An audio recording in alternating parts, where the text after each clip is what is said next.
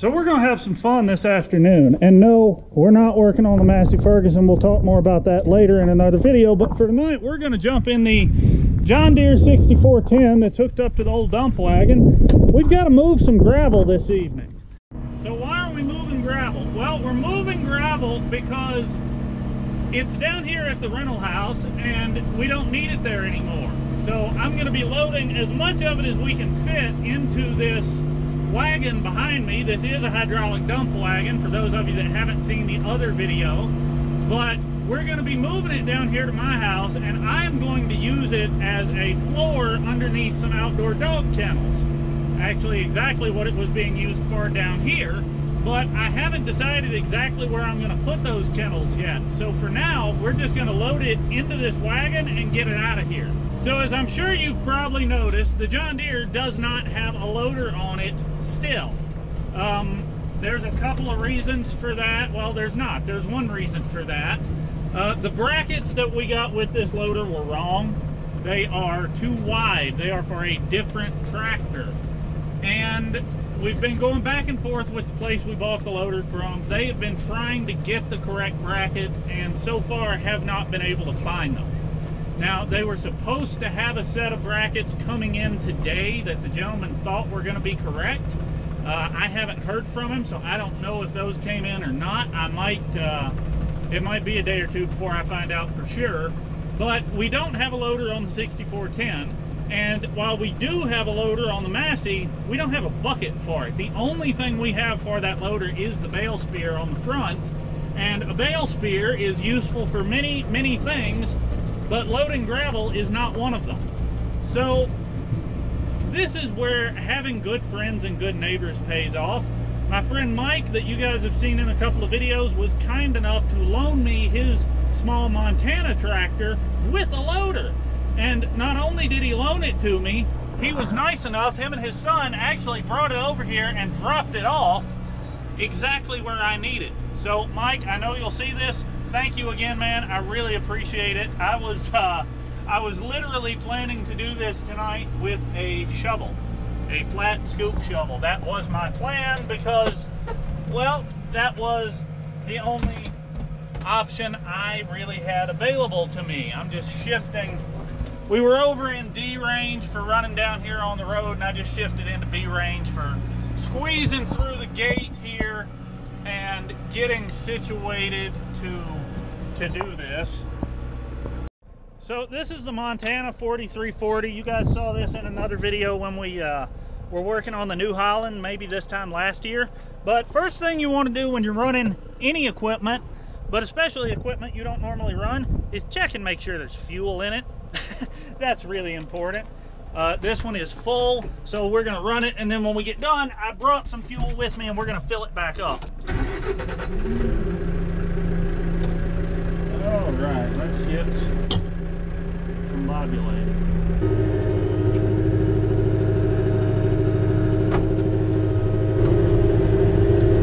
Reverser sticks a little bit.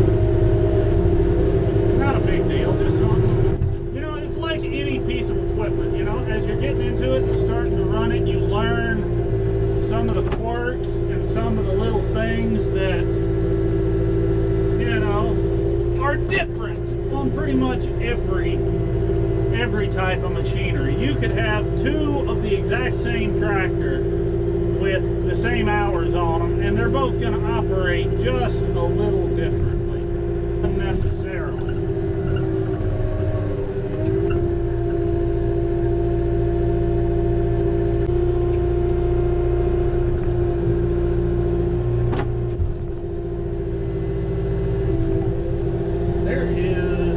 There may be more gravel here than I thought there was. We may not get it all in one wagon load.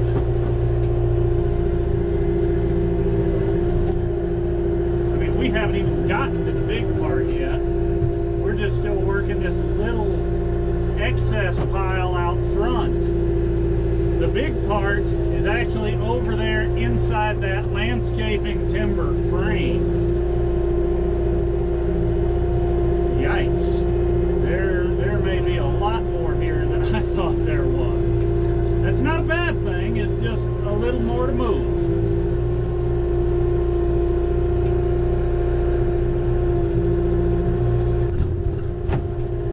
Now let's see if we can get those landscape timbers out of there.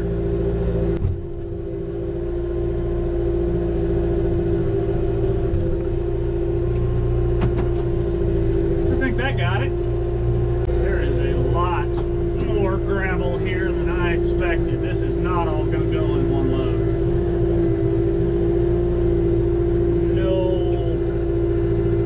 No way.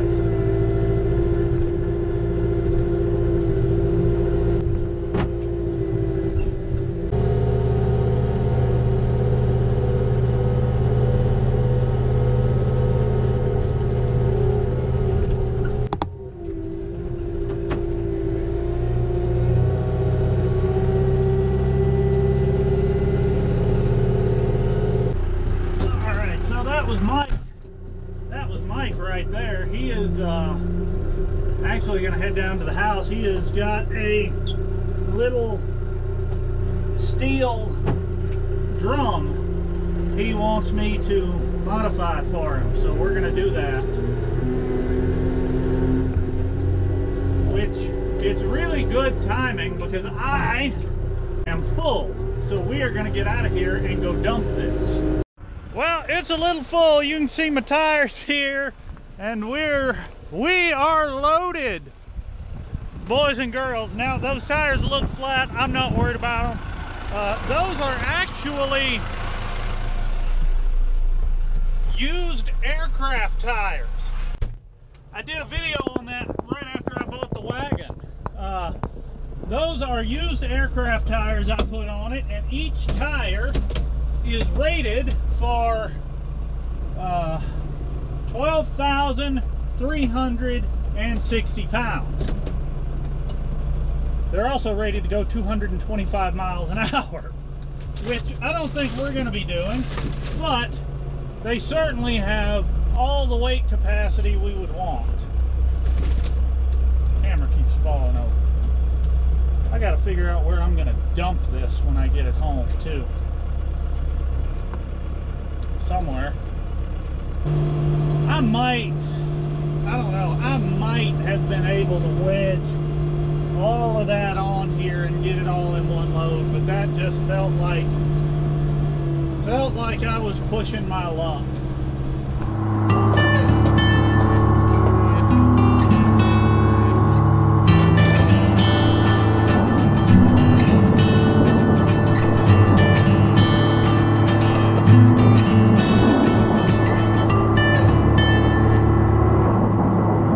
I'm trying to keep this in as compact of a pile as I can. Well, we're back. Sun went down on us, but that's okay. We got work to do, so we're just gonna keep going. I told you guys in another video that I'm really not a fan of LED light bars, but as you can see here, Mike has one LED light bar on the front of this tractor, and he also has 4 LED work lights, one on each corner. And they do an absolutely incredible job of lighting up where you're trying to work. So I've got everything here that I need to install the work lights on the Massey Ferguson. We're going to be doing that in another video real soon. The lights on the John Deere do not work at all. When we bought it, the seller told us the lights had a problem, but during hay season this year, the plastic dash in this tractor, including the light switch, actually broke. I don't know quite how it happened. Brandon was running it, and when he got done for the day, it was all just kind of laying there. So if you've seen that, that's why. We just haven't had an opportunity to get the parts and get that fixed yet. So I really probably need to look at putting lights on that John Deere also, but the Massey gets priority because even though it does have functional work lights, I expect to use it a lot more than the Deere this winter. The Deere is probably going to be going out to Brandon's place to run that Heston bale grinder. He's got the 8210 out there that he's going to move bales with, and then having a second tractor that he can put on that grinder and leave on that grinder will make life a whole lot easier than having to hook and unhook so he can maneuver in those tight spaces with the loader to stack bales down. But I worked on this gravel job much later last night than I really thought I was going to. You see here I'm kind of scraping the last remnants out of that little landscaping timber frame, getting them picked up and getting them dropped over in the wagon. I made several wagon loads. After doing this, I did not realize how much gravel was down there, and I didn't realize how heavy pea gravel really is. But I made multiple trips getting all this together, and we're about to go start unloading the last of it. Well, we're back. I hauled quite a few loads this size. This is my last load, and it is actually the smallest one. There's the first pile we dumped last night, and again, it doesn't look like that much, but it completely filled our wagon. So for you guys that are farmers or ranchers or tractor owners, what kind of tools do you keep in your equipment? I think pretty much everybody is going to say, I keep a hammer, but, well, this is what I'm using for a hammer. There we go. All right. Let's dump some gravel.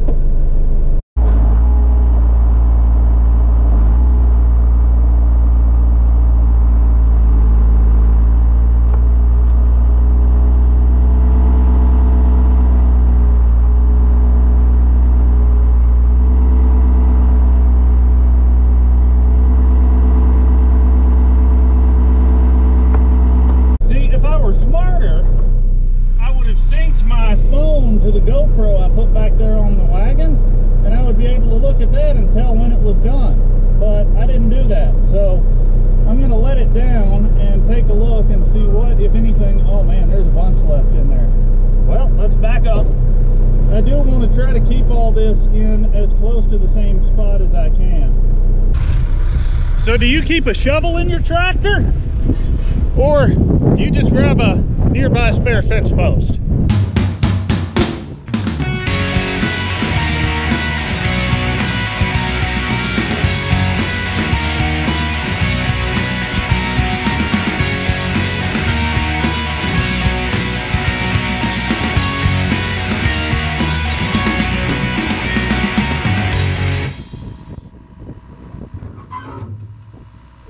Go. I hope you guys enjoyed this.